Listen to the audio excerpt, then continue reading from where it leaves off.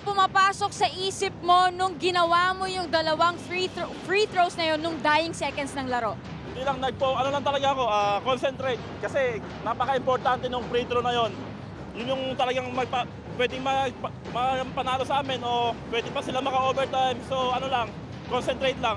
Ano ang sa tingin nyo pinakamalaking factor kung bakit hindi talaga nakalamang ang San Miguel dito sa larong ito? Siguro yung execution namin, saka yung depensa namin. Usap-usap kami kasi na kailangan talaga namin yung panalo to. Siyempre nababalita natin na baka posibleng dumating si Junmar, bumalik si Junmar ng Game 3 or Game 4. Paano nyo dapat paghandaan yun? Kasi naman, may Junmar sila o wala.